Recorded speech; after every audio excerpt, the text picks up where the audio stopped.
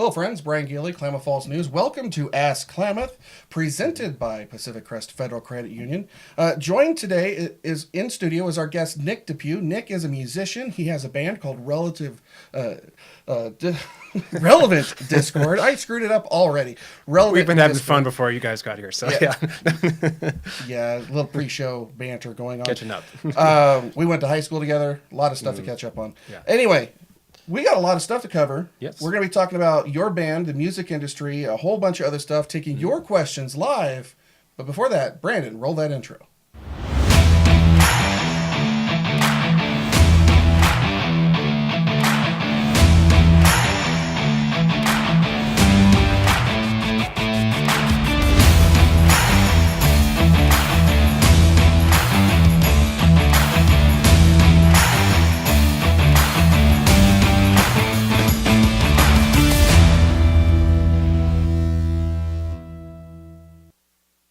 Hello, friends. Brian Geely here. As I said, Klamath Falls News. This is our show, Ask Klamath. It is actually our season finale. This is episode 10 of season 3, and we're going to wrap up this season with Nick Depew from Relevant Discord. Glad to have you on the show, Nick. Yeah, thank you for having me. So for those not familiar with Nick or his background, let me give you a little bit of bio. Your band, Relevant Discord, is your brainchild. You actually came up with this quite a while ago. Yes. Established the band in 2008, but the name goes back to 1998 when it was you wrote a solo record, and the record was called Relevant Discord, correct? Correct. Under my own name, Nick Depew. So, All right. Yep. You're the only official member of the band. Yes. That's interesting. We're actually be talking about that in Yeah. just a couple of minutes. How you can have a band and be the only dude in the band. Not the only one that does it, but we'll get there. All right. You've worked with a rotating team of musicians, though, for help with live performances as well as your recordings. Correct. Right. Okay. Nick has worked with some of the biggest names in the industry as well. Rich Veltrop, known for Rage Against the Machine.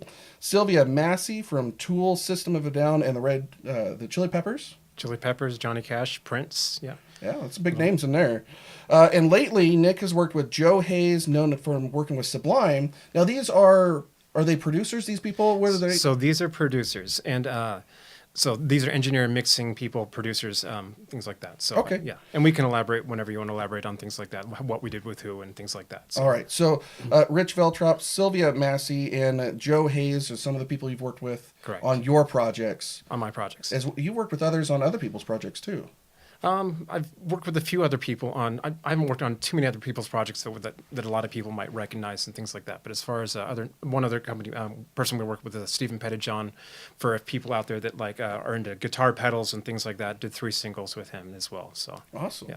So some of the releases by Relevant Discord include a 5-song demo album called The Pathway of Brokenness Volume 1. Correct. Singles include The Days of Deferment and The Refrain. You might know those from some radio play as well as Pandora and Spotify and places like that. But what's awesome, you got a new album right here. Yep. A new album coming out on Friday called Rediscovery. Yes. You took some time off. You remixed some things. You came back. You got some new work on here. I'm excited for this. And that album art's pretty cool, too. Full disclosure, we went to high school together. So Brian is a fantastic photographer, and this is one of Brian's photos. So and also one of the images back here behind me was a picture that we used for a single a few years ago too. So it was, this isn't our first time we've partnered up on a few things. Yeah. So it's so pretty if we cool. laugh a little bit back and forth, it's because it's good friends catching up too. So So your new music this Friday is going to be hitting iTunes, Google Play, Pandora, Spotify, CD Baby, your website, I'm sure, and other places that people can buy music, right? Exactly. Basically, if the major online stores that would you find things anymore is where you can find it, and yeah. If you follow us on Facebook, go to @relevantdiscord.com on Facebook, and I will keep you posted, posted everywhere it's popping up that day. So. All right, and relevantdiscord.com is where you Correct. can learn more about Nick and his band. So we are going to be taking your questions live here during the show for Nick about the music industry and a few other things. Whatever you want to talk about, we're going to talk about here on the show. So get those questions in the comments below. But before our first break, I actually have some questions already for you. You ready for some? Sounds good. All right. So Relevant Discord was formed in 2008, first released in 2009, but your love for music started so much earlier. I remember in high school and before that, probably junior high school, you were always into music. How did you get started? Tell us how the name happened with Relevant Discord. Yeah, so basically, as a kid, I think, I don't know, I went to school in LA before moving here in junior high school. And down there we were at schools where, all the kids had to participate in like a little choir or something like that. So I remember always kind of being exposed to music at that point in time. And so you do that type of thing. Then I remember we moved up here. My dad grew up here, so that's what brought us back to Klamath Falls. And went to Henley Junior High. And I remember learning that they had this thing called an elective credit. So you get to choose, like one class, and it's all that they had like what was it, a symphony course, or, they had the band, then they had the symphony thing. And I thought, oh, that'd be really cool to like maybe learn how to play violin or something like that. But then I learned quickly, it's like, no, you've had to gone through the Klamath County School District system to like actually qualify, because they were going in and, they weren't waiting for beginners. So, so I was interested in music a bit, but it just never really sunk in too much. I remember like kind of being introduced to a lot of more pop radio, things like that in junior high school as we, some of the classes we shared together. But music really didn't click for me until, because I think everyone has a story. Some people it starts at a really young age, but it really, really clicked where the story started making sense. Basically with the death of Kurt Cobain and things like that, where I was aware of like Nirvana and Pearl Jam and things like that, as we're in school there, but I wasn't listening to a lot of it before. I'd heard a lot of like, the 80s stuff, and I just wasn't a big fan of, the big hair stuff and some of the messages that kind of went with it, kind of the objectifying of women that went with a lot of that just never really clicked with me and things like that. It felt very vain and things like that, a lot of it. So if you like that, I'm sorry. And, it's like, everyone's entitled to what they like and things like that. Everyone has their own music that speaks to them. Music started to talk to me kind of with that kind of grunge era. When you're finally seeing these artists, that it wasn't about this vanity culture. It was about something that was just real and honest and expressive. There was an angst, there was a pain they were talking about, and about real life things that were going on in the world. So that really started making click. And I remember being in Mr. Anderson's class freshman year, sitting next to a good friend of mine, and watching the news that Kurt Cobain had died, and the whole class was basically gasp and things like that, like, what, things like that. And remember, that was kind of when I started just kind of paying attention to it more. Then friends were getting into it after the thing, and MTV was constantly showing the Kurt Cobain Unplugged, the Nirvana thing. And it just started clicking in that, started getting different records, things like that. I'm like, this is good, and it starts clicking. And so by the time of, we were juniors in high school, May of 96, basically had a couple of friends that we both know were getting into guitar. Someone bought a bunch of equipment. We all kind of hung out in the band room one day and like listening to him play with this like guitar pedal thing. I'm like, oh, that's the sound of this song from Nirvana, this Come As You Are song. They have the chorus pedal and things like that. And this is so, and I got to play with it like when they were, taking a break or whatever and things like that. And it just like really clicked there. Plus a couple other songs that were really clicking with certain bands that I really enjoyed. So I picked up guitar in 96. And then it was like, as soon as the guitar came and I started figuring out what a power chord was and some really simple things that a friend said, hey, this is tablature. This is how you kind of play by numbers, kind of just to get your feet wet. And it's like, it just clicked. It was like, hand in glove in a sense. And it's just like about 3 weeks later, it's like I had this whole power chord thing down, and it was like, just like I'm starting to write these little riffs and things like that. And once that starts, it's just like, it just feels something, So it just stuck. So it started with the guitar. It started at school, in the band room, learning with a bunch of friends. Then it came to writing. So you actually wrote your first album that was called Relevant Discord. Yeah. So I remember, we'll tell an old high school story again. If you remember, we had 2 guitar players that went to school with us. Yes.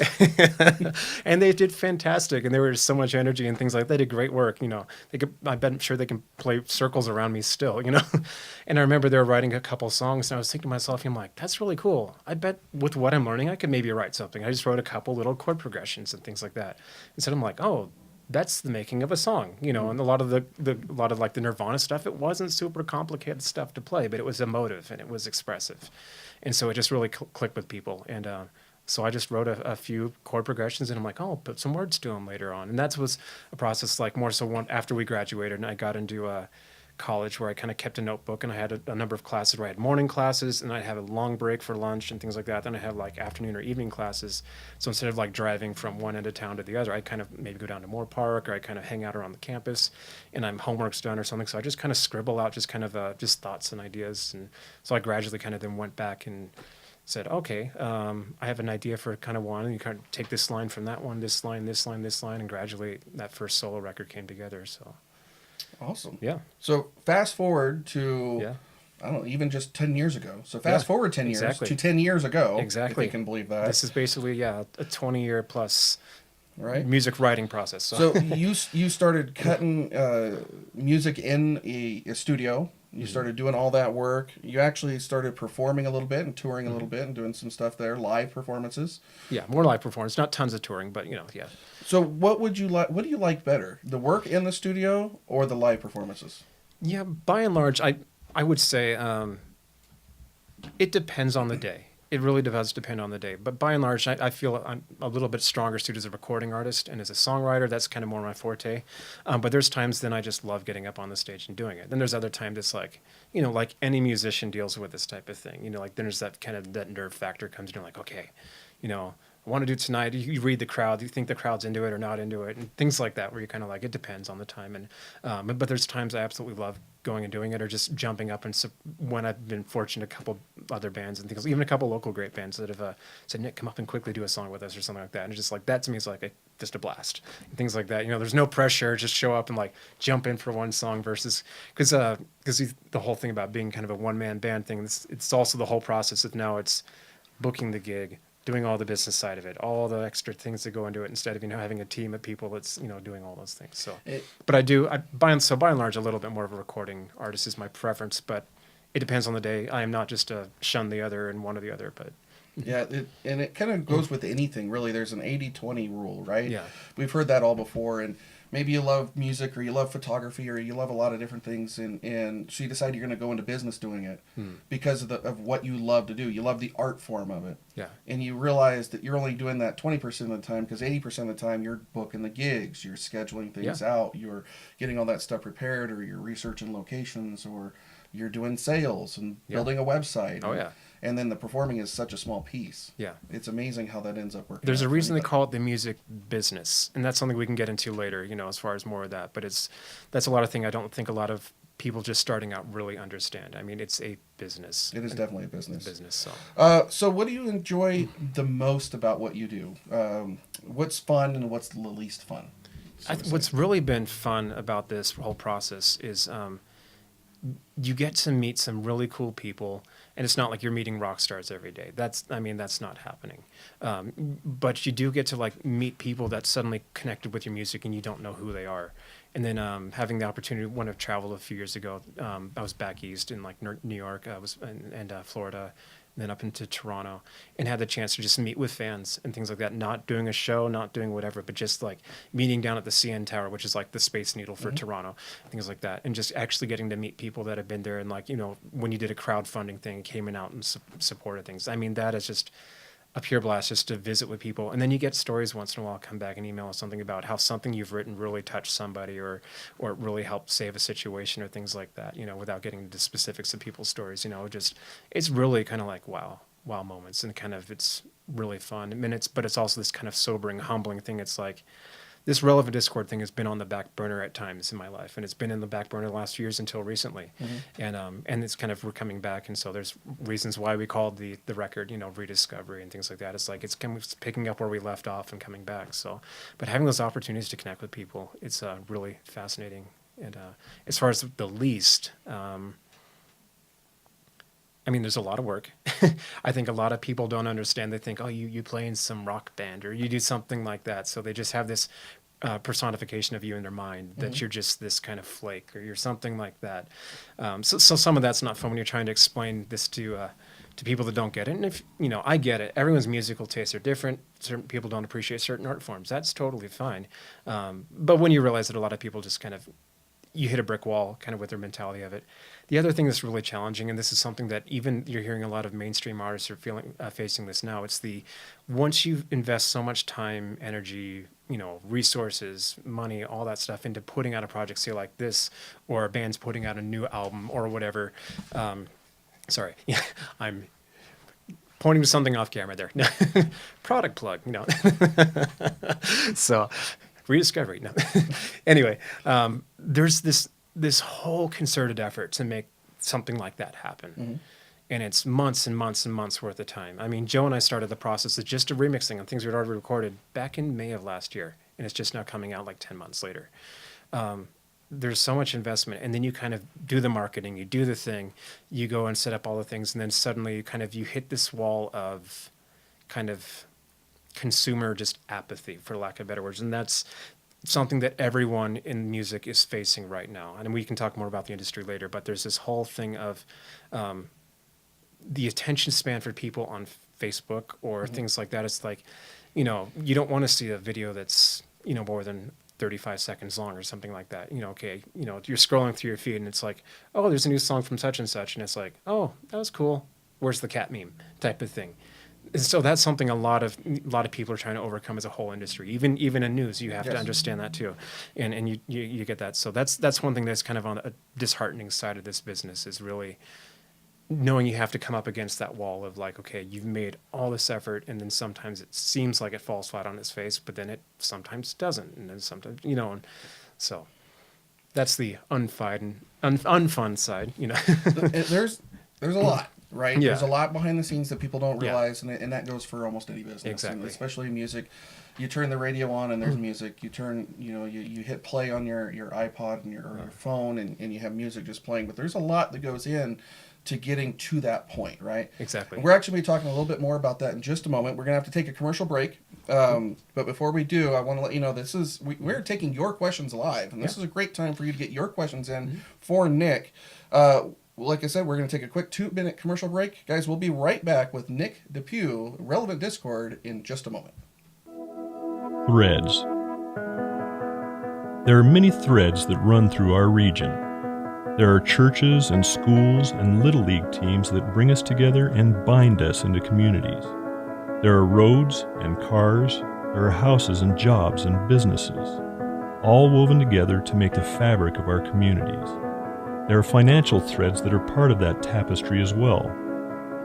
For over 80 years, it's been our pleasure to be headquartered here, providing financial services to generations of our friends and neighbors. From that first savings account, to retirement planning, and all of the cars and houses and groceries in between, we keep your money local, investing it back into our communities, adding more threads to the fabric to make our communities stronger. Pacific Crest Federal Credit Union. Find your path. You can have your car taken to the shop of your choice. So my friend had her car taken to Excel Auto Body because she heard about their reputation for excellent work. They even gave her a written warranty that's good for as long as she owns that car. So Excel Auto Body is a very smart choice. Hi, I'm Rorik, owner of Excel Auto Body. No matter if the damage is minor or major, you'll want to choose us now. So if you are ever in an accident, you'll be ready. And remember, it's your choice what body shop you go to. Choose Excel Auto Body. It's your car, our reputation. Slow down. Slow down and move over. And move over. When you see lights, vests, or reflectors, please give us some room. Slow down and move over. When you need us, we've got your back. Do you have ours? You got our back? You got ours? You got our back? Please, slow down and move over.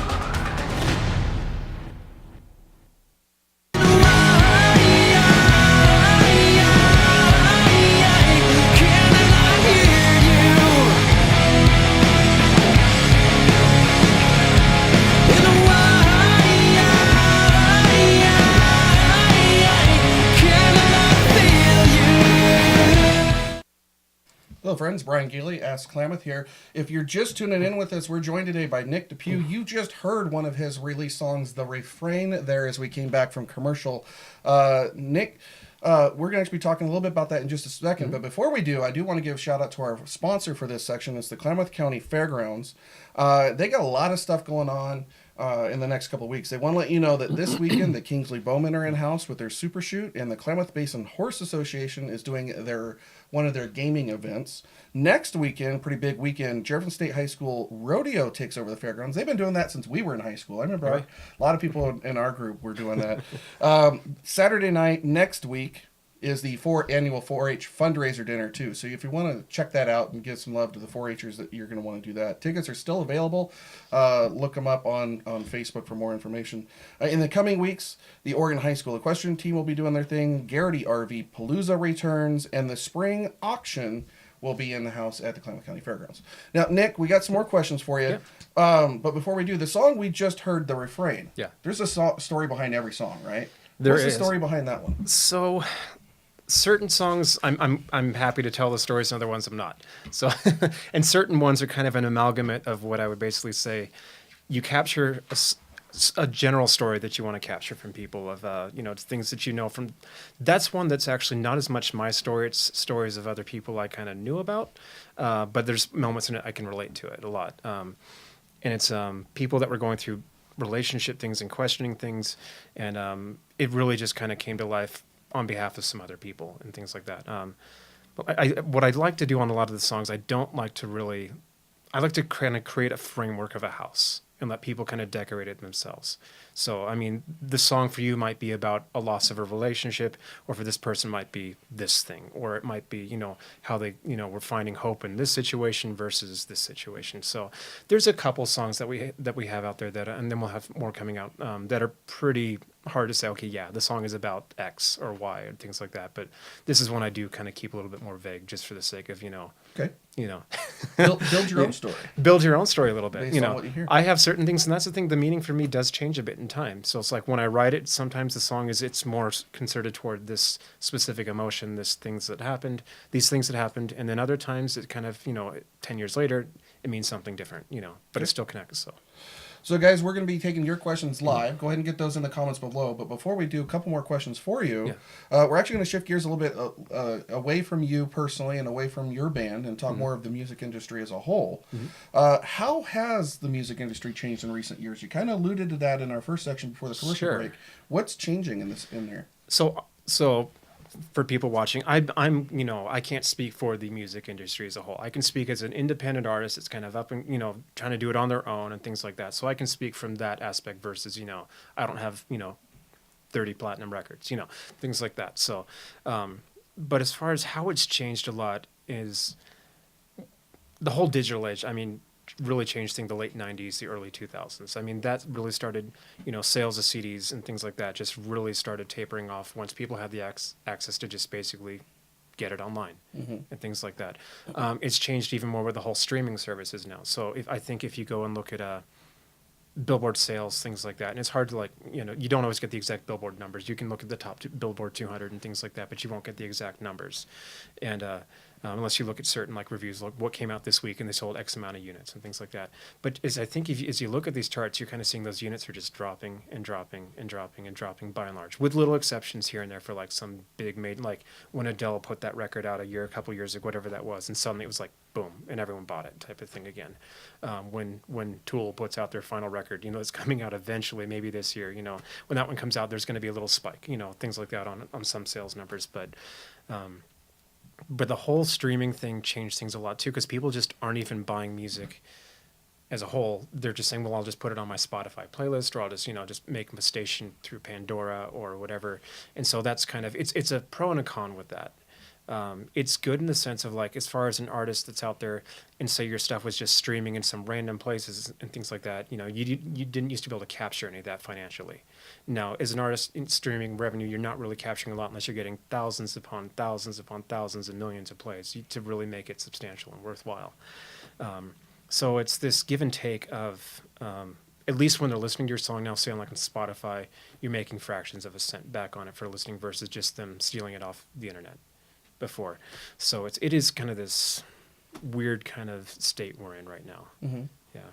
So with that change you alluded to the streaming services, the Pandoras, the Spotifys, Apple Music and whatnot that is all out there. Is the music industry now starting to play catch up to all those digital downloads to try to deviate the peer-to-peer sharing and the Napsters and all that? It's hard to say on a lot of things like that. I mean, when I talk about the music industry too, it's there's so many different facets of that. There's big labels, there's independent people like myself, there's people that have one foot in each world and things like that. So I really don't know if I can genuinely kind of speak, especially the bigger industry. I think they're trying to, the bigger industry, say the Universal Records, Sony Records, these big agencies that you look up that, they're trying to grab any revenue they can. And a lot of independent artists don't know how to grab the revenue where they can. But I think everyone's still playing catch up. Everyone's still trying to figure it out. Still trying to figure it yeah. out. Okay. Do you personally see the streaming services and the digital downloads now, the cdbaby.com and all that? Is that do you personally see that good or bad for the industry? It's a bit of both, really. It's there's something about just the whole attention span that we have with consuming a book, a media product, or things like that is just kind of gone. And that's something that's really disheartening as a creative artist, whether you're a musician or, you put out a podcast or you put out a thing. It's like the attention span is just kind of seems like it's gone. And so, we have a Facebook mentality of and we're live streaming on Facebook. So yes, we're going to utilize the tools. As an artist, I will utilize the tools that are in front of me, but there's this whole, I don't know. I'm trying to phrase this the right way. Next question. No. Well, No. it is kind of tough, though. I mean, Yeah. it is a change, and I would assume that in the photography world, we also went through a change where everybody kind of had a camera in their pocket. Yeah. And the appreciation for a printed item on the wall went away. Yeah. Because it was the instant gratification to be able to Yeah. look up, oh, here's little Jimmy from his senior portraits, and then swipe to the next one, and then Yeah. swipe to the next one. It wasn't as important. That became more important than having Yeah. something on the wall, which I could see being the same thing in the music industry, having it on my phone so I can listen to it anytime I want to, Yeah. without having to actually go through the vinyl and pick out the one I want to watch or listen to and make sure it's clean and the whole process, right? Yeah. Of putting it into the record player to listen to it, and then you got the sounds of the pops and the snaps and all that, and Yeah. the warmer tones, and Yeah. a lot of people still love that. It's the right. process. Absolutely. They love the process, And but that's a lot harder than just hitting play. And one encouraging thing that I have seen, it's still not making the comeback like it is, but I've been reading more and more articles about, and you're going to find articles that say the reverse too, but articles through Billboard and a few other sites that are basically saying that vinyl sales have been coming back. It's kind of a niche industry in that sense. CD sales have actually been coming back, whereas iTunes sales have been going down. Now, is that going to hold? Could that be a 1 month little business lifespan they're looking at, and that's all they're really capturing? Well, I think what you're finding is this. I mean, things like a hard copy CD like this or a vinyl, things like that. It is its niche market, and sometimes there's kind of an age bracket that pseudo goes with that. But then I was in a record store 2 months ago, just kind of walking through, and I was really surprised how many younger people, younger 20s, were going in and actually purchasing vinyl in the store. So it's like there's this weird kind of comeback too, of kind of culture of things like that. What was once old is now new again. Hopefully. So but Bell bottoms came back for I a know. short time. So. Now, how long will it come back for? That's the thing. Will vinyl CDs? Will people learn that appreciation to appreciate the artwork and the tangible thing that was? But I remember. I mean, this is being a little bit nostalgic, but I mean, growing up, even through us going through high school and even the early 2000s, you'd have a culture of if you were a big fan of a certain band or whatever artist you like, and you knew that one was coming out, there was this anticipation level, and not this like, oh, I'll just catch the few seconds of it on Facebook in my hour news feed of whatever, and I forgot about it 10 minutes later type of thing.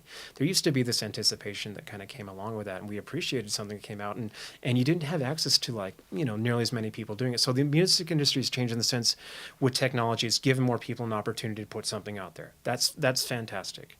It's given me more opportunities to do things like that. Right. But there's also this kind of oversaturation of the market. So everybody's got a thing. Everyone's put out a thing. Oh, everyone's on Spotify if they just record something on their laptop and things like that.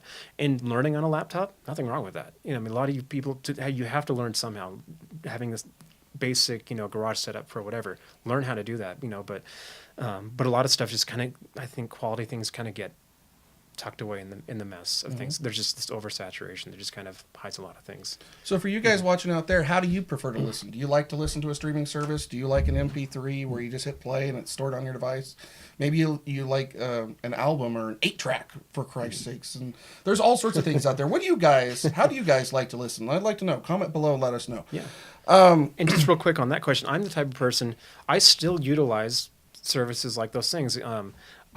What I do is I still like a hard copy for myself, but then I like a digital copy backup too. So I can take the digital copy, it's on a hard drive, or it's like I can access, my account, and that's fantastic. But then I still that hard copy that's still that, the tangible something, For me, I was one of those that I had to have a disc, and I have a whole binder full, the disc albums, that hold 4 per sheet. You flip it over. Back in the day, had more, and somebody broke in the car and stole all those back Yeah. in the, back in the day when that was meant to be something. But I had to rebuild that library, right? But now that library is stored. I never really dig into it, and for me, it is the digital thing. Exactly. I do use a lot of streaming services myself. I do it that way when I do listen to music. Yeah. So, but what do you guys do? I'd like to know. Switching gears just a little bit. Sure. And you're talking about the saturation of musicians out there. Yeah. The world has what I would consider, and maybe there's a name for it, of like a whole bunch of part-time musicians that want to be a full-time musician, make their entire living based on playing music, being entertaining, whether it is live or studio work that is sold.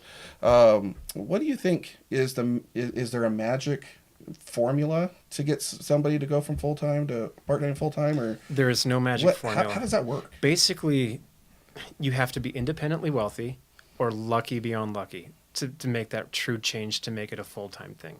You have to have the right setup, to get there. Now, there's exceptions. There's always exceptions to things. But by and large, if you want to go full-time in music, you have to get into it realizing you're basically going into full-time minimum wage work or less to get started. Now, if you get some good breaks and lucky gigs and things like that, hey, you never know. The stories are out there. We've heard them from almost every big band will tell you that story, like we were nothing and this and that. And it does happen, but it doesn't happen for 99% of the people and things like that. So a lot of people, it's a part-time thing, and, and love it for what it is. You're making, and I think,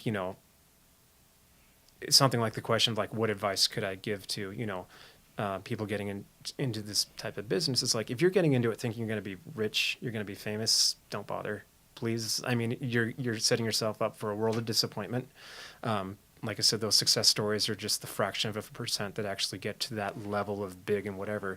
But you need to really learn how to redefine success for you and things like that. So, are you happy playing in the band with your friends in the garage and things like that, playing a couple shows around town, and then it makes a little bit of extra money, and then you're happy, maybe you get to pay your car off with a little bit of extra money. Is that successful? And if that's success, don't discredit that, because that's something important that a lot of people, they think it's got to be, my name in lights above the whatever, but a lot of that world comes with a price and things like that. It's like you might have millions of dollars, but you have no privacy. You can't walk to the grocery store without being harassed, things like that. It's a tough world, and so if you're going into thinking it's going to be rich, famous, successful, then it's just, kind of setting yourself up for a lot of disappointment, Would you go out and say that maybe some of the people who are successful in the music industry aren't performers, but maybe the people who have studios or do the mastering or the mixing or the producing? So that's a new thing that's kind of come along. So I know a lot of producers still struggle too, even that have a lot of platinum records and things like that. It's the industry as a whole is suffering as more people kind of can do it on their own. And so it's nice people can do it on their own, but there's something beautiful about being able to go to an actual studio with people that went to school for this and fought for 20 years and 30 years and 40 years and dedicated their lives to like learning the intricacies of like engineering and things like that. It's a different world. So it's like, so I encourage artists, it's like, do what you want to do. Whatever is your level of success and makes you happy. It's like, if it's a laptop thing, that's fantastic. But if you want to go to like even that next level with it, don't discredit that whole, consider a studio and things like that, because there's people that work their whatever's off to to get there too, and they're even kind of struggling. The ones that are kind of making it right now, you're kind of seeing pop up, are these people that have like thousands upon thousands of social media friends, and so they do a lot of these small gigs and things like that where they're basically, I'll master a track for you for like whatever, or I will do this little thing for you for whatever. And then what they'll also do is there's a lot of licensing companies, so that's another avenue a lot of people are pursuing now, is trying to get your music into movie, television, film, or independent projects for even college students. There's so many licensing houses you can get your music into. Some of them are extremely exclusive and it's like really hard to get in. Some are more accepting. So a lot of people will just create music for soundscapes and things like that and think that's going to be their ticket in. And for some people it is, and other people it's not. You just mentioned creating music. What, for you, everybody's different. Soundscapes versus what you do is completely different type of music. Sure. What is the process kind of start to finish for you, from the first idea, first fizzle in your head about an idea, all the way through to a printed disc? What's that process? So this story is different for everybody. And there's one song on here. There's a couple versions of that song on there. I wrote this song 14 years ago, and here's the current version of it now. Sometimes you've got a process that takes that long. Sometimes it's a couple-week process. I mean, it's really, as far as for me, my process is basically most everything starts, I start on an acoustic guitar. I kind of just start messing around, get a little riff going, and then it really, it's an idea or a couple phrases kind of come out as an emotional feeling connection with that type of music. And then that kind of triggers a song. Mm-hmm. And sometimes that song comes out in a couple, 3 days, couple weeks. And sometimes there's still songs that are sitting on the back burner for years because it's like it just didn't flow. So you kind of go with the flow of it. And sometimes you have to specifically get in the writing mode. Because I remember when I created a lot of the material that's on the 2 discs that we have here, basically these are all chapters in a story. And I basically was at the point where a couple of these were written. And then it was the summer of 2007 where I really felt like I needed to go and finish this whole story. So I said, this year I need to finish it. So then I made the concerted effort to really, hammer out the rest of the songs, connect the dots and things like that. So once the idea comes, once the guitar parts are there, then what I kind of typically do is when I'm starting to think, okay, what songs make sense to record, I usually put things in kind of album stories for me. A lot of people just do singles. Because budget-wise, going to the studio with a full album is, if you want to go to do the thing, the real thing, it's tough. It's like you need a massive budget to do that. So okay, what 2-3 songs can I do right now, and go ahead and do that. So I pick the ones that kind of make the most sense at the time, or the ones that you feel the most life and energy around, or like 3 that kind of fit together, or 3 that kind of go in different realms. That's what we did, like the 3 singles that your photographs were on those ones. Kind of wanted a piano-based one, want something a little heavier, then want something quieter. And so from there, then it's picking the right team of people to work with. For me, I basically, many years ago, I was at the point of giving up music, like in 2009, after kind of the first demo record, that Pathways of Brokenness one came out. Because it's like you put all this effort into it, and it's like you knew it was kind of like, it was, we just, when I say we, it was a family called Eddie Callahan and Jai Callahan, who's my drummer, on a couple of these projects. And we just did it at their home. And so it was good, it was fun and things like that, but it's still kind of, we had a demo and things like that. So I said, I got to take it to that next level. I want my stuff to be radio competitive. I want to be able to turn on the rock station, I want to turn on Pandora, and I want to hear a Foo Fighters song, then my song, or something like that. Not to be vain, because I don't have to be, millions of copies of records, but I just wanted that quality level out of it. It's like kind of that personal fulfillment. I wanted, to know if I had to leave it, I wanted it at that level. And that's kind of when I reached out to Sylvia Massey's team and got the introduction that way, and was able to go and record the Days of Deferment and the refrain, which you guys heard, through that studio. And so it's picking the right team once you have the song, and then it's booking the time with the studio. It's making sure the budget's right. You're booking a few months out in advance. Then it's practice. If you're going to do that, you start practicing to a metronome. For any aspiring musicians out there, get to love your click tracks. Get a metronome, get a little click track on your phone, download it. There's a few free ones, and just play your songs to it. So when you go in the studio, you're prepared and not wasting time, because time is money in that studio. It goes fast.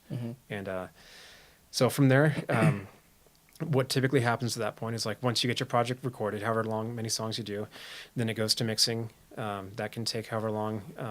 Then the mix stage is basically getting all the levels right, everything you want where it's at. And then you have mastering. It's the final kind of like putting that gloss on the, that kind of stain level on the table type of thing, and make it shine and sparkle. It brings the volume levels up. It captures a couple like EQ levels that, like, brings a little more vocal highs in and things like that, and just makes it shine a little bit more, makes it radio ready, things like that. So once that happens, then it's like the whole world of digital distribution and the business of the band stuff type of thing really kicks in. It's like, okay, now you need to think, okay, photography. Hey, I know a guy.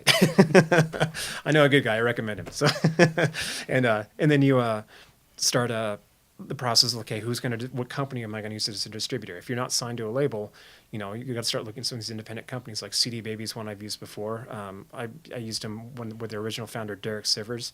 And just total side note, Derek Sivers emailed me yesterday out of the blue. and whatever. And he actually heard one of the songs on this, and I was kind of like, oh wow.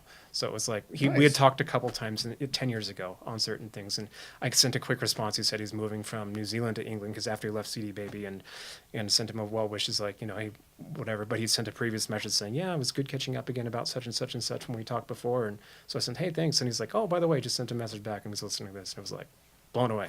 So you get weird stories like that in music, and then you have a lot of times you're banging your head on a table like this, which I shouldn't bang because there's a mic. Working around studio stuff, you learn that.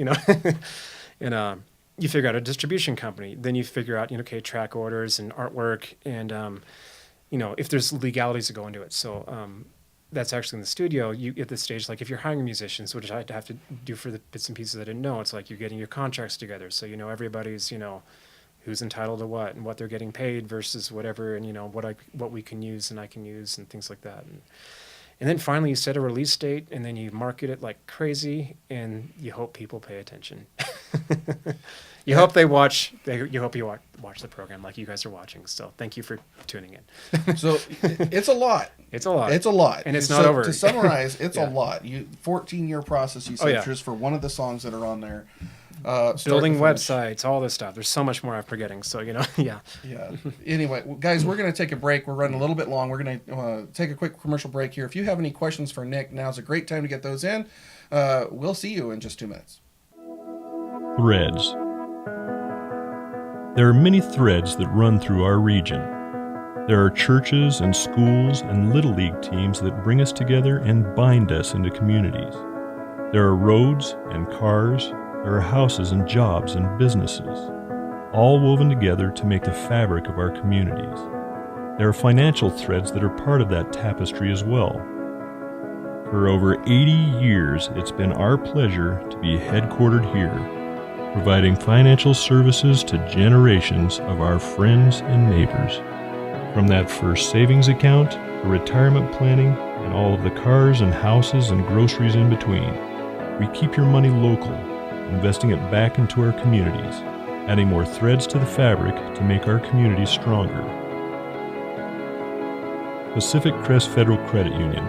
Find your path. You can have your car taken to the shop of your choice. So my friend had her car taken to Excel Auto Body because she heard about their reputation for excellent work. They even gave her a written warranty that's good for as long as she owns that car. So Excel Auto Body is a very smart choice. Hi, I'm Rourke, owner of Excel Auto Body. No matter if the damage is minor or major, you'll want to choose us now. So if you are ever in an accident, you'll be ready. And remember, it's your choice what body shop you go to. Choose Excel Auto Body. It's your car, our reputation. Slow down. Slow down and move over. And move over. When you see lights, Vests. Or reflectors. Please, give us some room. Slow down and move over. when you need us. We've got your back. Do you have ours? You got our back? You got ours? You got our back? Please, slow down. And move over.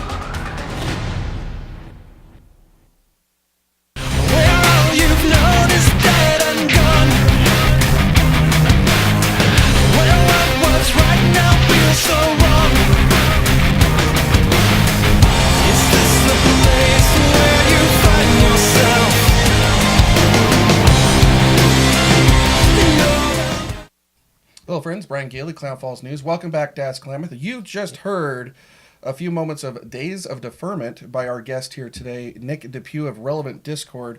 It's hard to believe. It's been a long time. 5 years, actually, since that one came out. If you can believe it. That one's been almost 6 years. Almost 6 years. And the original of that was almost 8 years. So it's crazy. I'm a slow writer. We got some new music coming out tomorrow, or Friday. Friday. Right there. We're going to be talking about that here in just a moment. But it's crazy that we've been working on these things so long. I know. So we got some more questions. This section, we actually wanted to talk about your band, Relevant Discord. Mm-hmm. How would you describe your band, and who's your audience? Yeah, so the big question a lot of people have right away is like, okay, there's kind of one person, and it's a band name. So if anyone out there is familiar with famous musician Trent Reznor of Nine Inch Nails, he's now an Academy Award-winning producer, scored fantastic movies and things like that. he was always kind of like my business model for go-to, because basically I was the one that always wanted to do this, and there wasn't always people around to do this type of thing. So I wrote the stuff, I paid for my recordings, I engineered my first solo record, and it was like, we won't go there. That was there's a reason you go to real people, professionals, to do it. And so basically I am kind of the moniker that is Relevant Discord. But along with it, I've worked with a lot of great people. So what was the second question you had there before? Who would be your audience? So the audience with that, yeah. So a lot of it is kind of, so first and foremost, it is kind of rock music by and large. Some of it is, there's a few songs I throw in that are mellower in piano that can really cross over into people that are into a little bit more kind of alt rock, or kind of, even some pop stuff that just want of a little bit more emotive but not loud screamy type of stuff. Mm-hmm. And then the third thing we do, which is kind of on this new one coming out, we have kind of all three on this one. We do remixes and things like that, and that's where Joe Hayes really came, where I was really interested in. I met him originally. I was supposed to record with him on the first couple songs. It didn't work out, and then he became our remixer for that. He just re-envisions these projects and kind of gives us an industrial kind of vibe. Little bit, there's a couple songs on this one. One's like very ambient, a little bit darker, and then there's one that's almost like electronic and dancey and things like that. And that's one that we've had some good responses to. I think it's the rock crowd's like, what's this? And then some of the other crowd that like kind of branches over in other crowds is like, that's kind of interesting. We like that. So we'll see what happens with that.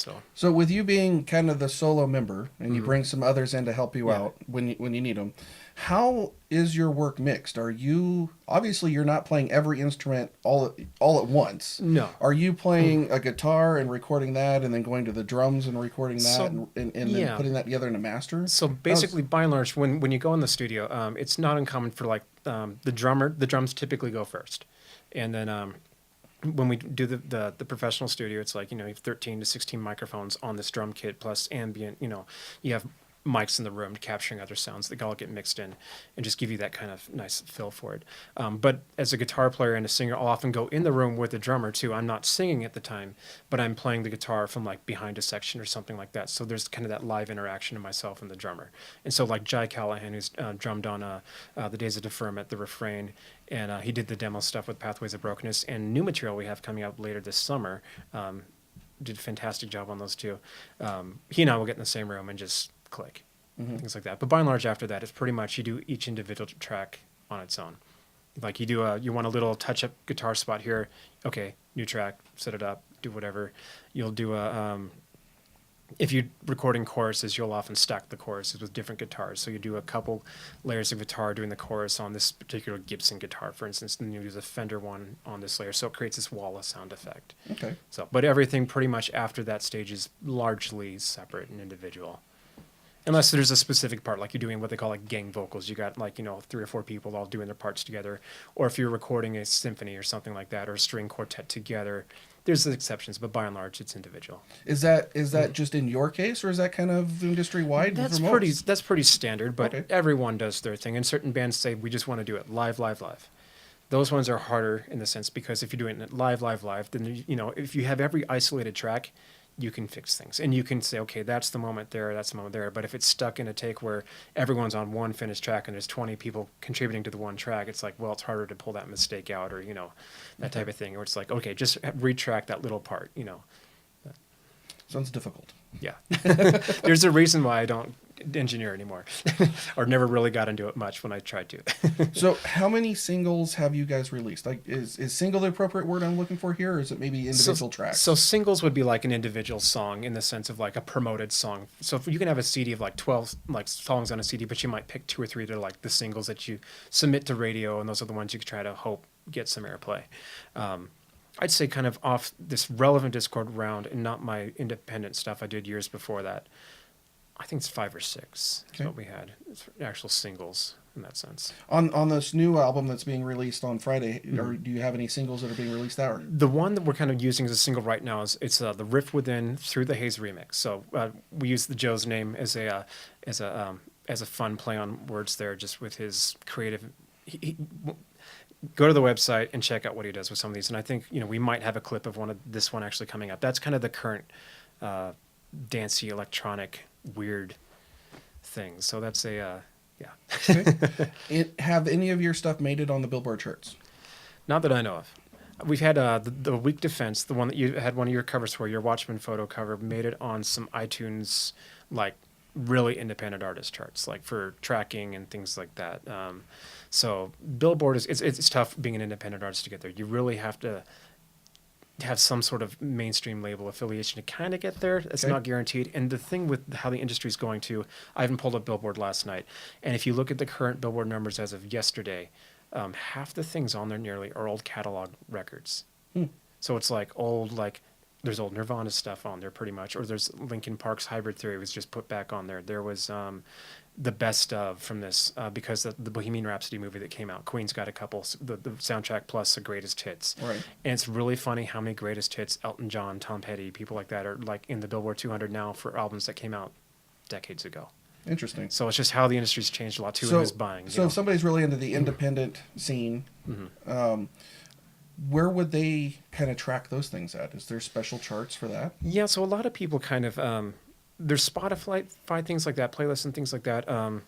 This is a chart. I know talking to a lot of like independent musicians. I know there's a number that I talk to in town. There's a site for musicians called like Reverb Nation, and this is one I don't want to rag on the company a lot too much because it's like they have useful tools for artists and musicians, but they do like charts and things like that. But it's kind of like the choir preaching to the choir. It's like you're competing with all this, but it's not a lot of outside listeners really listening in. But they're one that kind of tries to dabble in the charts realm, and so they'll do a lot of things like, oh, you're number one locally, you're number one regionally, and things like that. And like, but you don't have the sales to really back it up, and they track it based off of how active you are with your profile, how active you are with your fans, how many new fans they see growing on your profile and site. So we actually had something really cool 2 weeks ago. We were like in the top 40 in the nation on Reverb Nation, but it's not like sales and whatever go along with that. Is it more like your social media clout? It's more of the social media clout and seeing that you're active without, oh, you put out a new song, you did this, and just seeing kind of metrics they use and all these Facebook and Twitter, they all have their algorithms and metrics that kind of go in these weird ways. So, okay.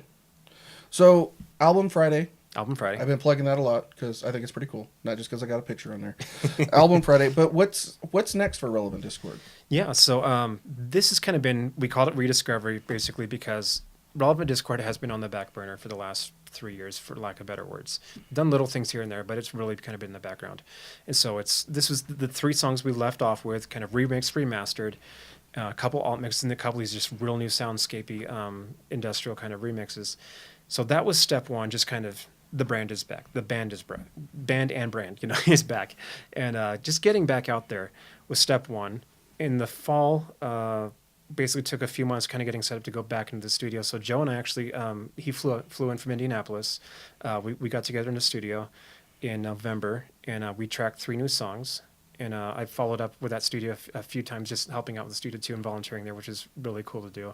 And just helping out with some projects around the place was fun. And you said that was in Ashland, right? You guys recorded in Ashland? At Studio Divine in Ashland, yeah. It's Sylvia Massey's associated with that. So it's been fun to reconnect with her a little bit, just briefly. She's very busy. She's traveling a lot and does a lot of work, but getting a chance to just reconnect with her. And it was a year ago, April, that I kind of reconnected with her, and she kind of encouraged me on some of these things to keep going, and that kind of became a trigger to go back and do it in the fall. And so then December, I was back again doing some string work, and then Joe and I kind of we got the mixes back, we kind of started looking at it, and we figured that things need a little bit more love, so he came back out in February. We spent another week in the studio. And I might be getting mixes back as we speak on my phone, And so what's going to happen there? There's been a clip we've been putting out, a couple clips from the studio, just little quick teasers, and so we got new stuff coming out probably summertime. Awesome. And I think we're excited where this is going. So, yeah. Very good. We're actually going to be diving into that a little bit more here in just a moment, guys. We're going to take our last break. We'll be right back. Threads. There are many threads that run through our region. There are churches and schools and Little League teams that bring us together and bind us into communities. There are roads and cars, there are houses and jobs and businesses, all woven together to make the fabric of our communities. There are financial threads that are part of that tapestry as well. For over 80 years, it's been our pleasure to be headquartered here, providing financial services to generations of our friends and neighbors. From that first savings account, to retirement planning, and all of the cars and houses and groceries in between, we keep your money local, investing it back into our communities, adding more threads to the fabric to make our communities stronger. Pacific Crest Federal Credit Union. Find your path. You can have your car taken to the shop of your choice. So my friend had her car taken to Excel Auto Body because she heard about their reputation for excellent work. They even gave her a written warranty that's good for as long as she owns that car. So Excel Auto Body is a very smart choice. Hi, I'm Rourke, owner of Excel Auto Body. No matter if the damage is minor or major, you'll want to choose us now. So if you are ever in an accident, you'll be ready. And remember, it's your choice what body shop you go to. Choose Excel Auto Body. It's your car, our reputation. Slow down. Slow down and move over. And move over. When you see lights, Vests. Or reflectors. Please, give us some room. Slow down and move over. when you need us. We've got your back. Do you have ours? You got our back? You got ours? You got our back? Please, slow down. And move over.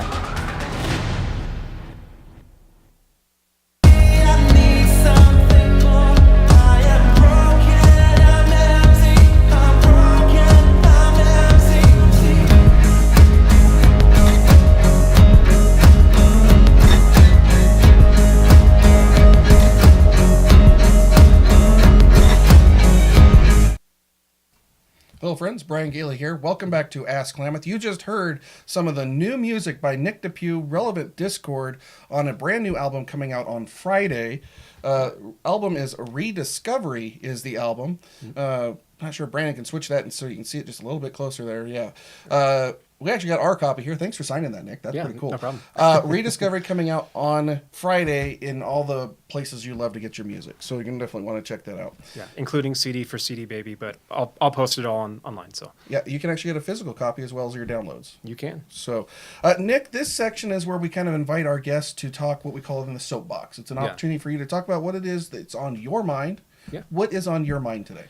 Yeah, so obviously the music is on my mind. So real quick, if you want to learn how to connect with that, relevantdiscord.com, facebook.com/relevantdiscord, and all the social media at Relevant Discord is the way to connect with all that stuff and new things. So if you've been watching, enjoyed it, please find us on Facebook especially, and we'll go from there.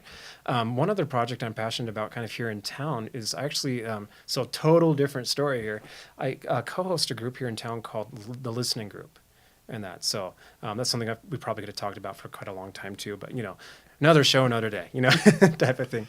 I co-host that down at the library with Faith Marsali, who's been super involved in the community for a lot of years. And we host it basically once every other month. So next Thursday night, 6:30 at the Klamath County Library, it's what we call is the listening group. And basically, as everyone knows, the world is so divided about politics to everything to whatever. And this is a place where people can actually just come and actually start to learn to hear each other once again. And without fighting. It's not a debate. It's not a discussion. Basically, we present, here's the topic for the night. We've covered all the big ones in the last year, from, immigration to the wall to guns to whenever. We try to be very current with whatever the big story is that's happening. So we kind of formulate questions kind of like the last couple days around this thing. Otherwise, it's like, the news world is like, oh, that was last month's news, And what we do is we meet, and we basically have Faith and myself will moderate this event, and we have people just kind of sit together and we say, okay, here's the topic today, and here's some questions to answer around it. And the whole purpose is to get people from opposing viewpoints that normally would never talk to each other, that pigeonhole everyone as, well, you're this and you're this, and get them to actually just start telling the stories about, okay, here's the issue. Okay, here's maybe where you stand on the issue, but what's the story behind why you've come to this conclusion? We're not trying to tell someone to convert to some viewpoint or anything like that. It's purely to get people to listen to one another again and actually start seeing, okay, there's a real human being beyond an opinion. And so we might have a different set of politics or something like that. You might have voted one way, I might have voted a different way. But it's instead of saying, okay, you're just this thing now, all of a sudden I hear the real life story why you think that way, why you voted that way, or whatever the issue is on these things. And so it's really trying to create a sense of, peacemaking in a sense, again, back in everyday society. And I know that's hard to do in this day and age, but we've had some extremely successful sessions that are like mind-blowing, just how people from very different viewpoints that would have walked away and almost ready to really get into it with each other and really, at each other's throats, walk away with respect for each other. That's not every time that happens, but that's next Thursday night, 6:30 at Klamath County Library. we start right at 6:30, and then we kind of close the doors. So anything said in there is kept in private and things like that too. It's a good group, and it's something I think we need more of in the world. More listening. So next Thursday, as in tomorrow, or a week from tomorrow? Next a week from tomorrow. A week from tomorrow. So that's the 4th, I think, of 4th of April. I think so. Check your calendars. All right. So the listening group at the library a week from tomorrow 6:30. at 6:30. Yeah. All right, so I'm taking a look here to see if we had any questions come in. We actually had a couple of comments. Thank you guys for getting those out there. And I've also seen that Kathy was watching. Thank you. Tanya Thornton was watching. Thank you. Marcus Silva also watching. Thanks. Brandon Gillette says, good interview. Oh, Thank you, Brandon. Jennifer Scher says, hi, Nick. It's another person we went to high school with. Hi, Jennifer. How you doing? Hey. Don Hey, Ritchie is also giving you a shout out and saying, hey, Nick. Hey, So, Don. Hey. I'm not seeing any questions, however. So You got we 5 must- seconds. Get one in fast. We must have covered a lot of things that people wanted to know Yeah, about. I guess so. So with that, I'm actually going to wrap our show. We're nearly on time. I appreciate that. Guys, thank you so much for watching. This is actually our season finale for season 3. We forgot the cliffhanger. What's the cliffhanger? Well, to get him to come back. We're getting there. We're getting there. As Klamath, this season has been brought to you by Pacific Crest Federal Credit Union. Thanks, guys. We couldn't do this show without your help. This is a production of Klamath Falls News. It's hosted by myself, Brian Geely. Off camera over there, doing the production, monitoring audio and switching, is my son, Brandon. It's a family affair here at Klamath Falls News. If you did not catch the entire broadcast, that's awesome, because as soon as Facebook's done doing its magic, you can rewatch anytime, and you can catch up on any previous episodes over at askklamath.com. The cliffhanger, season 4, coming April 10th. We're going to take a week off. We're going to rebuild that. We're going to come up. I'm not going to tell you who we got on the schedule. You're just going to have to wait and see. So for me, Brian Gailey, this is my guest, Nick Depew. Off camera, Brandon. Guys, we'll see you around the basin. Thanks for watching. Thank you.